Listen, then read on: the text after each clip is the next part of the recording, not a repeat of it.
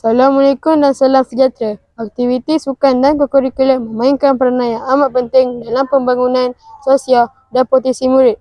Ia bukan sahaja membantu dari segi kecergasan fizikal, malah turut menyumbang kepada pembentukan disiplin, kepimpinan, keyakinan diri serta semangat bekerjasama dalam kalangan pelajar.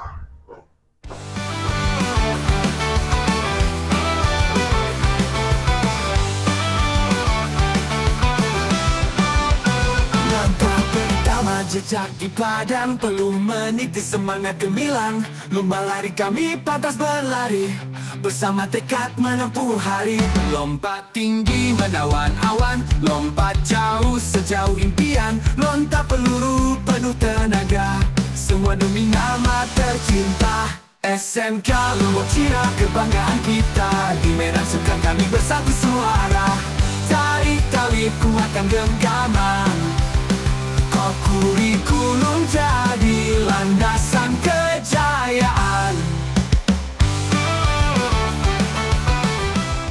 Hari ini kami berpeluang menemu Rahmah, guru penolong kanan kokurikulum SMK Lombok Cina, Puan Zaitun binti Cemi, untuk berkongsi tentang perjalanan aktiviti sukan dan kokurikulum di sekolah ini. Terima kasih kerana sudi bersama kami hari ini, Puan. Waalaikumsalam. Terima kasih juga kerana memberi ruang kepada saya untuk berkongsi sedikit sebanyak perkembangan aktiviti kokurikulum dan sukan di SMK Lombok Cina. Baik Puan, boleh Puan ceritakan secara umum tentang pelibatan murid dalam aktiviti sukan dan kokurikulum setakat ini bagi tahun 2025? Alhamdulillah, sepanjang tahun 2025 ini, penglibatan murid dalam aktiviti kokurikulum dan sukan sangat menggalakkan. Kami melihat peningkatan dari segi semangat dan komitmen murid dalam menyertai pelbagai pertandingan di peringkat daerah dan negeri. Ini menunjukkan bahawa program yang dijalankan memberi impak positif kepada pembangunan sasiah dan kebolehan murid. Boleh Puan kongsikan beberapa pencapaian yang telah diraih oleh murid SMK Lombok Cina setakat ini? Sudah tentu. Antara pencapaian yang membanggakan adalah dalam pertandingan pemerkasaan murid daerah Alor Gajah, di mana murid kita berjaya mendapat tempat ketiga dalam kategori pengkarya muda bahasa Melayu, tempat kelima dalam pengkarya muda bahasa Inggeris serta tempat ketiga bagi kategori video kreatif. Dalam acara sukan pula, pasukan bola jaring bawah 15 tahun telah mendapat tempat ketiga dan bawah 18 tahun telah mendapat tempat keempat semasa kejohanan Piala Ketua Menteri tahun 2025. Seterusnya, pasukan bola baling perempuan bawah 18 tahun berjaya meraih tempat ketiga peringkat daerah Alor Gajah dan layak mara ke peringkat negeri mewakili daerah Alor Gajah. Kami juga menghantar wakil ke pertandingan catur peringkat negeri Melaka serta berjaya menyertai dengan aktif kejohanan merentah desa MSS daerah Alor Gajah baru-baru ini. Tahniah diucapkan kepada semua yang terlibat. Bagaimana pula perancangan aktiviti yang akan datang? Terima kasih.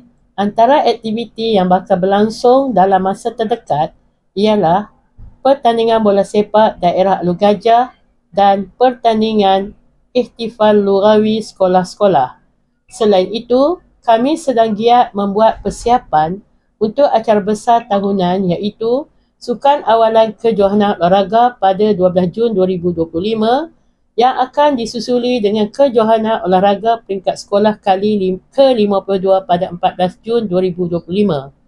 Kami menjangkakan penyertaan yang lebih luas daripada murid-murid dan berharap semuanya berjalan lancar. Akhir sekali, apa harapan Puan terhadap pelibatan murid dalam aktiviti kokurikulum dan sukan? Saya berharap murid-murid terus aktif dan berani mencabar diri dalam pelbagai bidang. Kurikulum dan sukan bukan sahaja untuk mencungkil bakat tetapi juga untuk membina jati diri, semangat berpasukan dan kepimpinan. Pihak sekolah sentiasa menyokong dan menyediakan platform terbaik untuk mereka berkembang.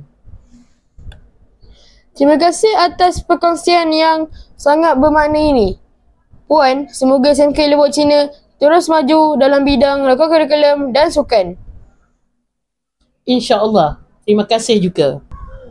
Demikianlah temu ramah kami bersama Puan Zaitun binti Cik Mi, PK Kurikulum SMK Lombok Cina yang telah berkongsi pelbagai pencapaian membanggakan serta perancangan aktiviti akan datang. Diharapkan usaha berterusan pihak sekolah dalam memperkasa aktiviti sukan dan kurikulum akan terus menyemai semangat kepimpinan dan kecemerlangan dalam kalangan murid. Sekian, terima kasih.